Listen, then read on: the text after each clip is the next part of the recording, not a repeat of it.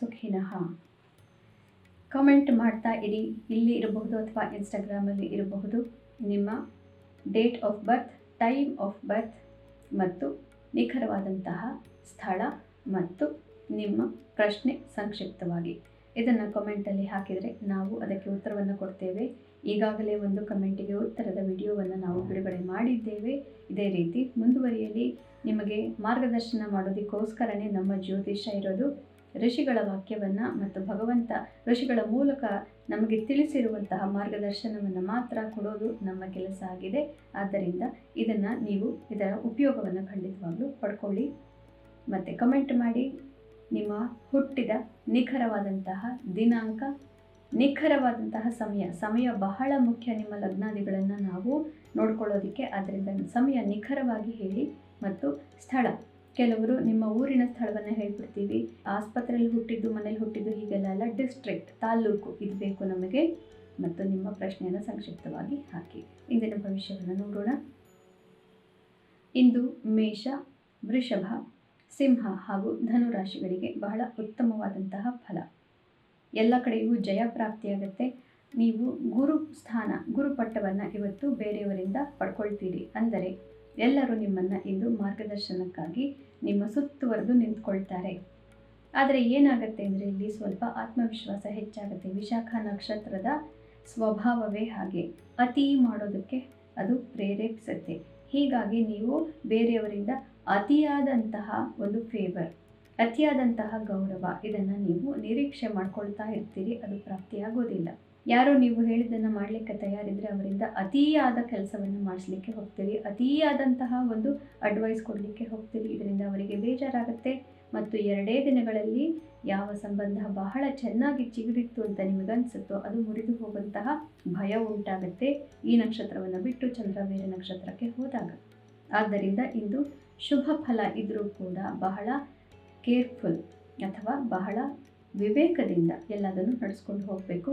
ನಿಮಗೆ ಇಂದು ಪಾರ್ಟ್ನರ್ಶಿಪ್ ವ್ಯವಹಾರಗಳಲ್ಲಿ ಮತ್ತು ಫೈನಾನ್ಷಿಯಲ್ ಡೀಲಿಂಗ್ಸಲ್ಲಿ, ಸೇಲ್ಸ್, ಮಾರ್ಕೆಟಿಂಗ್ ಇತ್ಯಾದಿಗಳಲ್ಲಿ ಹಾಗೂ ಯಾವುದೇ ರೀತಿಯ ಸಂಧಾನ, ಕೋರ್ಟ್ ಕಚೇರಿಗಳಲ್ಲಿ, ವಾಗ್ವಾದಗಳಲ್ಲಿ, ನೆಗೋಸಿಯೇಷನ್ ಬಿಸ್ನೆಸ್ಸಲ್ಲಿ ಇದೆಲ್ಲದರಲ್ಲೂ ಕೂಡ.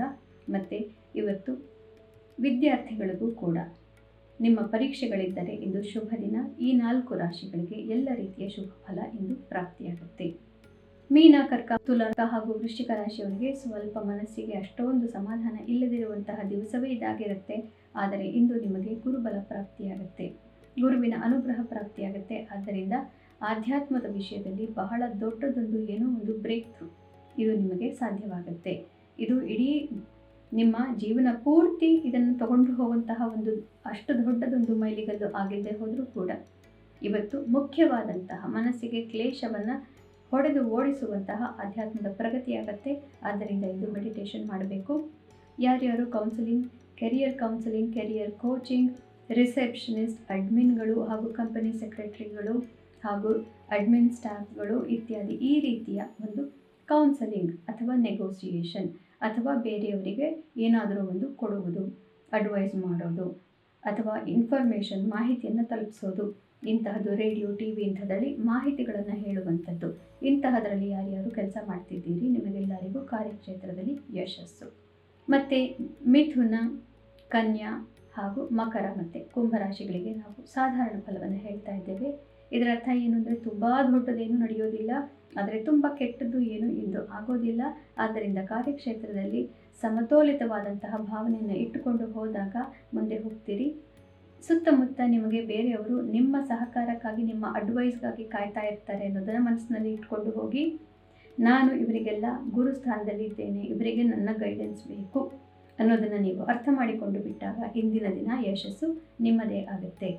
ಇಂದು ನಿಮಗೆಲ್ಲರಿಗೂ ಉದ್ಯಮ ಯಾವ್ದು ಅಂತಂದರೆ ಆಧ್ಯಾತ್ಮದಲ್ಲಿರೋರು, ರಿಲಿಜಿಯಸ್ ಇನ್ಸ್ಟಿಟ್ಯೂಷನ್ಸ್, ಸಂಘಟನೆಗಳು ಮತ್ತು ಪಾಲಿಟಿಕಲ್ ಗ್ರೂಪ್ಸಲ್ಲಿರೋರು ಮತ್ತು ಇನ್ವೆಸ್ಟ್ಮೆಂಟ್ ಇತ್ಯಾದಿಗಳಲ್ಲಿ ಇರೋರಿಗೆ ಹಾಗೂ ಇನ್ಫ್ರಾಸ್ಟ್ರಕ್ಚರ್ ಬಿಸ್ನೆಸ್ಸಲ್ಲಿರೋರಿಗೆ ಹಾಗೂ ಬಯೋಕೆಮಿಕಲ್, ಪೆಟ್ರೋಕೆಮಿಕಲ್ ಇತ್ಯಾದಿಗಳಲ್ಲಿ ಇರುವಂತಹ ಉದ್ಯಮದಲ್ಲಿ ಇರೋರು ಎಲ್ಲರಿಗೂ ಕೂಡ ಇಂದು ಮುಖ್ಯವಾದಂತಹ ಒಂದು ಸುದ್ದಿ ನಿಮ್ಮ ಕಾರ್ಯಕ್ಷೇತ್ರದಲ್ಲಿ ಪ್ರಾಪ್ತಿಯಾಗೋದಿದೆ.